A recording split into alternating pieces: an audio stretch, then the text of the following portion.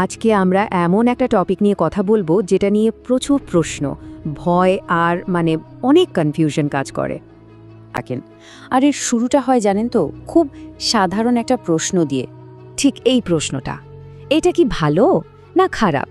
এই প্রশ্নটা থেকেই কিন্তু মনে একটা সন্দেহের আর দুশ্চিন্তার চাকা ঘুরতে শুরু করে। এই কাজটা করার পর কেমন লাগে, একটা অপরাধবোধ, নিজেকে খুব দুর্বল মনে হওয়া, কোনো কিছুতেই যেন আর আগের মতো মোটিভেশন নেই, একটা খালি খালি ভাব। এই ফিলিংসগুলো কিন্তু খুবই কমন। আর ঠিক এই ব্যাপারগুলোই একটা একদম স্বাভাবিক শারীরিক প্রক্রিয়াকে একটা নেগেটিভ এক্সপিরিয়েন্সে বদলে দেয়। আর তারপরেই আসে সেই পরিচিত প্রতিজ্ঞাটা, আর কোনো দিন এই ভুল কাজটা করব না। এটা যেন একটা হতাশাজনক চক্র, যা থেকে অনেকেই বের হতে পারেন না। আচ্ছা, পুরো ব্যাপারটা ঠিকঠাক বুঝতে হলে আমাদের দুটো জিনিসকে আলাদা করে দেখতে হবে। একটা হলো বায়োলজিক্যাল ফ্যাক্ট বা শারীরিক বাস্তবতা, আর অন্যটা হলো আমাদের মানসিক অনুভূতি। দেখুন, একটা খুব কমন ভুল ধারণা আছে যে এই কাজটা করলে শরীর দুর্বল হয়ে যায়। কিন্তু সায়েন্স কি বলছে? সায়েন্স বলছে শরীর কিন্তু প্রতিদিন নতুন স্পার্ম তৈরি করে। এটা কোনো লিমিটেড রিসোর্স না যে শেষ হয়ে যাবে, এটা একটা কন্টিনিউয়াস প্রসেস। এমনকি নাইট ফল বা স্বপ্নদোষ, যেটাকে অনেকে দুর্বলতার চিহ্ন বলে ভাবেন, সেটাও কিন্তু আসলে বডির একটা সেলফ রেগুলেশন সিস্টেম।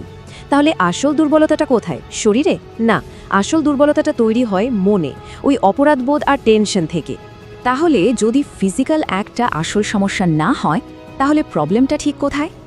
একটা জিনিস একদম পরিষ্কার করে নেওয়া ভালো, মাস্টারবেশন নিজে থেকে কিন্তু কোনো খারাপ জিনিস না। এটা হিউম্যান ডেভেলপমেন্টের একটা নর্মাল বায়োলজিক্যাল পার্ট। সমস্যাটা শুরু হয় অন্য জায়গা থেকে। সমস্যাটা হলো কন্টিনিউয়াস আর্টিফিশিয়াল স্টিমুলেশন।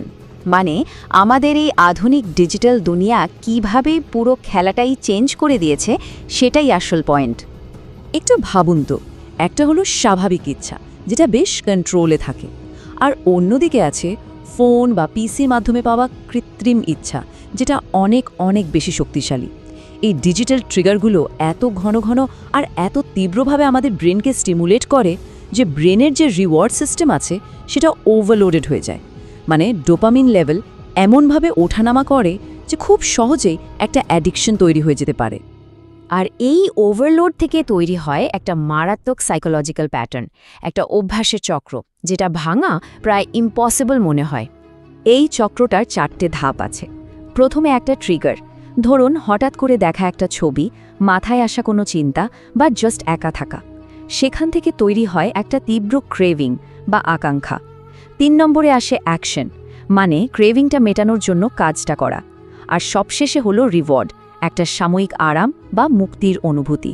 আর এই লুপটা ট্রিগার, ক্রেভিং, অ্যাকশন, রিওয়ার্ড যতবার ঘুরতে থাকে, তত এই অভ্যাসটা ব্রেনে আরও মজবুত হতে থাকে।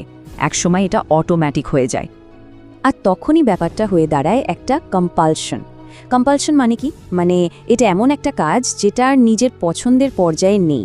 একজন জানে যে সেটা করতে চায় না, কিন্তু তারপরেও সে নিজেকে আটকাতে পারে না, কাজটা করেই ফেলে। তার মানে আসল সমাধানটা কিন্তু শরীরকে দোষারোপ করার মধ্যে নেই। আসল শক্তিটা লুকিয়ে আছে মনকে কন্ট্রোল করার মধ্যে, মনকে ট্রেন করার মধ্যে। আসল শক্তিটা কিন্তু কোনো শারীরিক পদার্থ জমিয়ে রাখাতে নেই। রিয়েল পাওয়ার হলো নিজের সবচেয়ে শক্তিশালী ইম্পালসটাকে কন্ট্রোল করার মাধ্যমে যে মেন্টাল ডিসিপ্লিনটা তৈরি হয়, সেটাই। আর এই সেলফ কন্ট্রোলকে একটা মেটা স্কিল বলা যেতে পারে। কারণ এই একটা আবেগকে যখন কেউ কন্ট্রোল করতে শিখে যায়, তখন যে কনফিডেন্সটা তৈরি হয়, সেটার পজিটিভ প্রভাব কিন্তু জীবনের সব দিকে ছড়িয়ে পড়ে। পড়াশোনায়, কাজে, রিলেশনশিপে, এমনকি ফোকাস করার ক্ষমতাতেও। শেষ পর্যন্ত ব্যাপারটা কিন্তু সেই প্রথম প্রশ্নটাতেই ফিরে আসে, তবে এবার একটু অন্যভাবে, আরও শক্তিশালী একটা অ্যাঙ্গেল থেকে। দেখুন, এটা ভালো না খারাপ, এই প্রশ্নটা আসলে একটা ডেড এন্ড। এটা শুধু গিল্ট আর লজ্জা বাড়ায়।